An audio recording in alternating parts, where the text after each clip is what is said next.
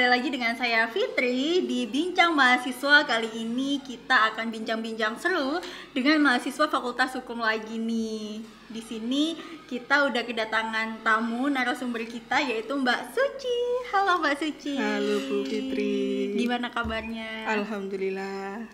Mbak Suci, boleh tahu nggak Mbak Suci ini mahasiswa Fakultas Hukum semester berapa? Semester 6. Semester 6 naik semester 7, Naik semester 7. semester depan ya. Iya. Mbak Suci, ini saya pernah dengar dengar kalau Mbak Suci itu pernah sebelum kuliah di Fakultas Hukum Universitas Wijaya Putra, Iya. Mbak Suci ini pernah kuliah di Fakultas Bahasa dan Sastra, betul? Betul. Gimana tuh ceritanya? Kok bisa gitu setelah dari Fakultas Bahasa Sastra kuliah lagi di Fakultas Hukum? Ada alasannya nggak tuh? Pasti ada dong. Apa tuh? Dulu waktu kuliah di Fakultas Bahasa dan Sastra sih karena kebutuhan pekerjaan. Jadi waktu itu saya yang backgroundnya semea di akuntansi, di perusahaan itu akan dipromosikan jadi customer service dan dokumen yang job desk-nya itu handle dokumen ekspor impor. Jadi kita handle mulai dari email sampai dokumentasi, semuanya kita handle. Nah dari situ berarti ada kebutuhan untuk knowledge tentang bahasa Inggris dan juga skillnya. Gitu. Akhirnya saya putuskan untuk masuk kuliah di FBS. Terus gimana tuh setelah kuliah FBS? FBS-nya di Universitas Wijaya Putra juga? Iya. Nah, setelah FBS kok bisa kuliah lagi di Fakultas Hukum? Gimana tuh ceritanya? Itu sih juga ada kebutuhan pekerjaan, faktor utamanya ya. Jadi setelah sekian tahun lulus dari FBS, saya kan pekerjaannya, tanggung jawabnya naik nih. Terus ada kendala yang juga bersinggungan dengan hukum. Jauh sebelum memutuskan kuliah di hukum, sebetulnya sudah ada beberapa teman yang ngingetin dengan skop pekerjaanmu dan porsi pekerjaanmu itu butuh loh kamu tahu tentang hukum. Tapi pikir saya, seandainya nih jelek-jeleknya ngomong ada apa-apa kan kita bisa bayar lawyer gitu kan. Ternyata tahun 2000 berapa itu 2016 lah. Itu benar ada kejadian, dan karena kita awam ya tentang hukum, akhirnya kita bayar lah lawyer. Yang kita juga akhirnya karena kita nggak tahu kita mau dibawa kemana, diarahkan kemana, kan kita manut aja tuh. Dan akhirnya juga sebetulnya masalahnya nggak ini amat, cuman ada didramain gitu. Akhirnya tahun 2019 saya putuskan untuk kuliah lagi di Fakultas Hukum. Lulus FBS tahun berapa? FBS lulus tahun 2007. 2007. Menarik sekali ya, berarti Fakultas Hukum ini juga, jurusan hukum ini juga bermanfaat juga di tempat kerjanya Mbak Suci gitu ya. Karena kita sebagai orang awam yang nggak tahu tentang hukum, masih buta hukum, ketika ada masalah kita ya manut-manut aja sama lawyer. Akhirnya kita harus, mau nggak mau kita harus melek hukum juga dong. Gitu ya. Harus tahu juga paling enggak garis besarnya itu kita tahu. Jadi ini alurnya ke sini, enggak perlu sebegininya, itu kita tahu minimal batasan besarnya itu di mana gitu. Dasar-dasarnya gitu ya minimal. Dasar-dasarnya di mana gitu kita harus tahu. Mbak Suci ini berarti kuliah sambil bekerja? Saya bekerja sambil kuliah. Oh, bekerja sambil kuliah. Iya. Karena bekerja mencari uang untuk bayar kuliah gitu. Iya, betul.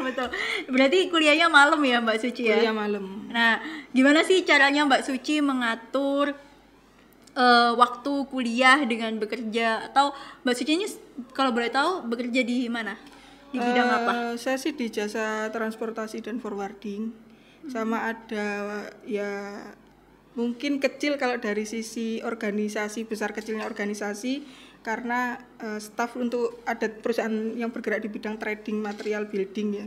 Cuman karyawannya hanya ada 2. Kalau dilihat dari besar kecilnya karyawan atau timnya itu, organisasinya ya kecil sih. Cuman ya pikir kita, kalau dulu saya berpikir tuh punya perusahaan tuh dibesarkan sampai yang bagaimana gitu. Tapi setelah kejadian tahun 2016 kemarin tuh saya pikir lebih baik kita punya beberapa usaha, ibaratnya beberapa pohon, kalaupun nggak gede nggak apa-apa, ini kan beberapa pohon gitu loh. Kalau dulu saya berpikirnya satu pohon aja digedein gitu loh. Artinya tapi kalau dari sisi omset sih ya lumayan lah. Kalau berarti Mbak Suci ini kayak istilahnya entrepreneur gitu, tapi di bidang jasa gitu atau gimana? Iya, di bidang jasa. Entrepreneur di bidang jasa gitu. Iya. Keren sekali sih. Gimana tuh cara mengatur waktunya? Kan kuliah iya, terus habis itu kan bekerja juga iya, apalagi bekerjanya kan Mbak Suci ini seorang entrepreneur di bidang jasa, yang mana bidang jasa itu kan kita harus banyak berkomunikasi dengan banyak orang gitu kan. Nah, gimana tuh Mbak Suci cara mengatasinya? Sebetulnya di atas saya masih ada owner yang lebih gede ini sahamnya. Di saham saya cuman hanya karena saya bekerja dengan dedikasi, akhirnya ini ada saham di situ. Kalau untuk membagi waktu, sebetulnya sih menurut saya ya, saya waktu dulu masih kuliah FBS sekalipun yang hanya sekedar staf biasa itu pun juga bisa bagi waktu. Kalau sekarang apalagi malah lebih fleksibel kan sebetulnya. Prinsipnya sih we have to finish well what we have started. Jadi kita tuh harus bisa menyelesaikan dengan baik apa yang sudah kita putuskan, apa yang sudah kita mulai. Ini kalau kita sudah memutuskan untuk kuliah lagi, padahal kita sudah ada aktivitas bekerja yang mobilitasnya sudah tinggi, ya udah jalani aja. Waktunya kuliah, ya kuliah, kerjanya break dulu kalau memang bisa di break. Kalau memang nggak bisa di break ya mesti diatur lagi, kan kita bisa minta tugas tambahan atau mungkin pertemuan yang lain spesial untuk ke dosennya sendiri kan bisa. Kita berarti punya tanggung jawab dengan apa yang sudah kita putuskan ya. Iya. Jadi ketika kita sudah memutuskan sesuatu ya kita harus punya tanggung jawab atas keputusan kita sendiri gitu. Keren sekali nih Mbak Suci ini. Terus Mbak Suci boleh tahu nggak kenapa kok memilih Fakultas Hukum Universitas Wijaya Putra? Apalagi sepertinya Mbak Suci ini kan waktu kuliah di FBS juga Universitas Wijaya Putra kan. Nah, kenapa kok memilih Universitas Wijaya Putra? Menurut saya tidak ada masalah ya dengan menjatuhkan pilihan ke Universitas Wijaya Putra. Malah saya akan dapat plus poinnya. Yang pertama dekat rumah, yang kedua bisa ada pilihan kuliah malam. Jadi antara pekerjaan dan kuliah bisa di-maintain dengan baik sih. Kalau menurut saya sih itu. Jadi dimanapun kita kuliah, kampusnya dimanapun itu sama aja ya. Yang sama penting aja. Malah sekarang kan UWP lebih keren kan daripada waktu zaman saya kuliah dulu. Sekarang malah lebih keren lagi. Yang penting niatnya ya. Iya. Niatnya kita apa gitu kan. Oke, lanjut nih. Kesan Mbak Suci selama kuliah di Fakultas Hukum Universitas Wijaya Putra itu gimana sih? Kayak mata kuliahnya gimana, dosen-dosennya gimana? Kalau mata kuliahnya sih memenuhi ini ya ekspektasi saya, maksudnya bisa memenuhi kebutuhan yang saya inginkan tentang pengetahuan hukum gitu. Kalau untuk dosennya sih menurut saya ya baik, kompeten, konsisten. Menurut saya sih itu sih. Jadi seru ya kuliah di Fakultas Hukum Universitas Wijaya Putra ini. Mbak Suci pernah nggak sih ikut organisasi di kampus? Atau pernah ikut kompetisi-kompetisi apa gitu di kampus? Kalau di semasa kuliah tidak pernah. Tidak pernah. Ikut kompetisi juga belum pernah ya? Belum pernah. Kompetisi di Fakultas Hukum belum pernah? Sudah, aku kemarin sih ada mau ikut lomba mediasi ya, yang Unpad itu, cuman nggak lolos kita. Tapi sempat ikut? Sempat ikut. Itu dilaksanakan secara daring atau? Secara daring.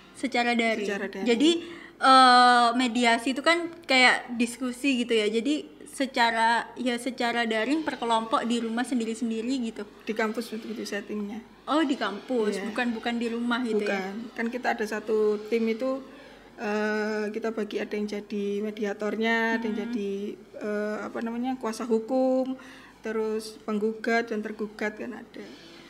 cuman kita nggak lolos.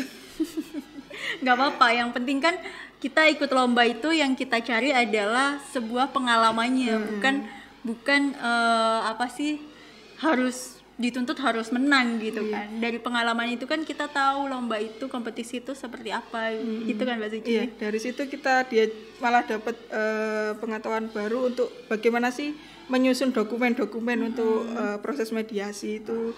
Jadi mediator itu harus bagaimana kita tahu. Jadi kuasa hukum sekalipun kita secara detail itu ada pengalaman dan pengetahuan untuk menyusun dokumennya. Sementara kalau di mata kuliah kan hanya apa ya istilahnya, substansinya aja kan ya, di teorinya kayak gitu. Kalau di waktu ikut lomba itu ya prakteknya langsung. Untuk kedepannya itu Mbak Suci pengen nggak setelah lulus dari Fakultas Hukum ini menjadi seorang profesi hukum kayak jaksa, hakim atau bahkan advokat gitu? Kalau untuk jaksa, hakim atau advokat mungkin ekspektasinya terlalu tinggi ya. Jadi saya kembali aja ke rencana awal saya. Jadi paling enggak saya bisa jadi legal officer untuk grup company saya. Itu sih. Jadi nggak ada pandangan setelah lulus dari Fakultas Hukum ini pengen jadi advokat gitu ya? Belum, sementara belum. Mbak Suci, dari selama Mbak Suci ini kan sudah semester 6, ada nggak sih bekal ilmu hukum selama kuliah di Fakultas Hukum ini yang Mbak Suci dapatkan? Contohnya seperti apa maksudnya? Ya selama kuliah di Fakultas Hukum ini, misalnya di tempatnya Mbak Suci kan ada kasus misalnya yang tadi Mbak Suci sebutkan. Nah, dari situ itu selama kuliah ini apa yang Mbak Suci dapatkan dari kuliah? Ada korelasi sih dari sisi pekerjaan ya. Untuk mendukung kebutuhan pekerjaan sih ada beberapa yang ada korelasinya. Misalkan dari hukum perjanjian. Kalau saya melihat di dunia pekerjaan saya sekarang ini kan untuk perjanjian hitam di atas putih itu kadang kita lemah di situ. Sementara nanti begitu ada kasus ya kita balik lagi ke kultur dari perusahaan masing-masing. Nah, kalau kita mungkin sama owner ini dibilang ya kalau ada masalah ya mesti diselesaikan gitu kan. Mau kita mungkin saat ini harus menanggung kerugian ya mau gimana lagi lah. Di dunia transportasi itu yang lemahnya itu di hukum perjanjian. Kalau menurut saya. Perjanjian kerjasama gitu ya? Perjanjian kerjasama. Jadi misalkan ada orang mau kirim barang, biasanya ya cuman ngobrol sama kita, komunikasi sama kita, dia butuhnya ngirim barang ini, seperti ini, dimensi sekian, berat sekian, dari sini ke sini, tujuannya ke sini, kita cek rutenya seperti ini, kita sudah bisa keluar nominalnya, ya sudah. Kalau customernya sesuai dengan sudah cocok dengan harganya, ya sudah kita jalan aja. Tanpa ada perjanjian. Kalaupun ada kan cuman kalau untuk ekspor itu ada namanya shipping instruction ya. Nah, itu instruksi pengapalan, instruksi pengiriman, dan itu tidak memuat bagaimana nanti kalau ada kemungkinan terburuk yang terjadi ya. Kan misalkan nih di tengah jalan ketilang polisi ya, itu kan juga ada biaya. Atau mungkin nanti ada pergerakan ekstra di pelabuhan karena ada kesalahan sesuatu hal, itu kan juga itu tidak ada omongan di awal gitu. Jadi kadang-kadang di situ yang menyulitkan kita di ekspedisi. Cuman ya gimana lagi, nggak cuman perusahaan kita yang seperti itu, memang dunianya ekspedisi seperti itu. Jadi Mbak Suci ini kayak learning by doing ya. Tapi kadang-kadang apa yang di lapangan itu tidak sesuai dengan teori yang kita dapatkan di kampus gitu ya. Jadi kita belajarnya ya kadang otodidak gitu. Ya cuman bekal dari kuliah di Fakultas Hukum, kedepannya kan ada gambaran ya mau dibikin seperti apa pekerjaan kita nanti. Kalaupun nggak terlalu ribet, tapi kan kita bisa save lah buat kita. Oke, seru sekali deh pengalamannya Mbak Suci ini. Udah pernah kuliah di FBS, lalu kuliah lagi di Fakultas Hukum, kemudian juga bekerja, lalu bekerjanya juga pasti up and down kan, apalagi seorang entrepreneur pasti kasus itu juga juga banyak, apalagi kuliah juga pasti malam, terus habis itu belum lagi kalau ada tugas-tugas, jadi pikirannya campur aduk. Tapi Mbak Suci ini hebat sekali, bisa membagi waktunya, bisa menyelesaikan tugas-tugasnya dengan baik, kuliah dan mengatur waktunya dengan baik, bertanggung jawab dengan keputusan yang sudah Mbak Suci buat gitu ya. Keren sekali sih, keren sekali nih Lau Friends, bisa Mbak Suci ini bisa menjadi kayak role model gitu ya istilahnya. Biar kita itu juga sama-sama memiliki motivasi yang sama seperti Mbak Suci. Mbak Suci ada nggak sih pesan-pesan untuk Law Friends yang lagi nonton pada podcast Bincang Seru kali ini, untuk segmen ini nih, Bincang Mahasiswa, biar teman-teman Law Friends ini punya motivasi juga kayak Mbak Suci, semangat juga. Jadi kayak nggak peduli kuliah dimanapun, yang penting kita kuliah adalah niatnya gitu. Ada nggak sih motivasi buat Law Friends, pesan-pesan ya. Untuk kan kalau teman-teman kita tuh juga anak Fakultas Hukum WP, apalagi yang kuliah malam itu kan sebagian besar kan bekerja. Nah seringkali mereka itu karena mungkin usianya yang masih muda, akhirnya kan labil. Pada saat beban kerjaan itu berat, kuliah jadi capek, malas, bosen, atau pada saat beban kuliah tugas banyak, juga berdampak ke pekerjaan. Kalau menurut saya sih ya pada saat kita lelah bekerja, jadikan kuliah itu seperti healing. Pada saat kita lelah ngerjain tugas, ya jadikan bekerja itu adalah waktu healing kita. Healingnya kuliah dan bekerja gitu ya. Kalau kita lagi mumet nih di kerjaan, healingnya kita adalah kuliah. Ya, nyelesain tugas. Nyelesain tugas di rumah. Tugasnya sudah buntu nih, rumit, kita kerja dulu. Mikirin kerjaan dulu. Tuh Friends, itu adalah kata-kata motivasi dari Mbak Suci. Kalau misalnya kita lagi pusing sama kerjaan, healingnya kita adalah ngerjain tugas. Kalau kita pusing ngerjain tugas, healingnya kita adalah bekerja. Untuk teman-teman yang belum bekerja tuh gimana Mbak Suci? Malah lebih enak. Ya, motivasi dong. Motivasinya. Kan ada tuh teman-teman yang masih belum bekerja tapi kayak kuliah tuh males gitu, mager gitu. Nah, motivasinya apa nih buat teman-teman yang belum bekerja? Ya harus disadari bahwa setelah kuliah itu kan pasti cari pekerjaan ya. Nah, mungkin kalau udah suntuk nih mikirin tugas kuliah, ya cobalah buka-buka vakansi lowongan pekerjaan, atau mungkin cari peluang bisnis apa. Kan sekarang kan anak-anak muda kan paling jago tuh sama e-commerce itu, terus sosmed itu loh, sosial media, jualan lewat sosmed itu kan banyak. Itu juga bisa jadi peluang baru kan untuk membangun bisnis. Karena setelah kita kuliah tuh juga kita pasti akan ujung-ujungnya juga cari pekerjaan. Iya. Nggak hanya nyari pekerjaan aja ya, bisa menjadi seorang entrepreneur dengan bekerja gitu ya. Oke. Yaudah, makasih Mbak Suci, terima kasih sudah hadir di podcast Bincang Seru, menyempatkan waktunya yang sangat sibuk sekali. Orang sibuk deh Mbak Suci ini kan. Iya. Jadinya menyempatkan waktu untuk datang di podcast Bincang Seru ini udah luar biasa banget. Kehormatan juga buat saya loh. Saya juga terhormat loh. Diundang diundang Bu, sorry ini namanya apa Bu ya? Saya lupa. Bincang Seru. Enggak, Ibu ini namanya apa? Bu Fitri. Enggak, maksudnya jadi apa di sini Bu?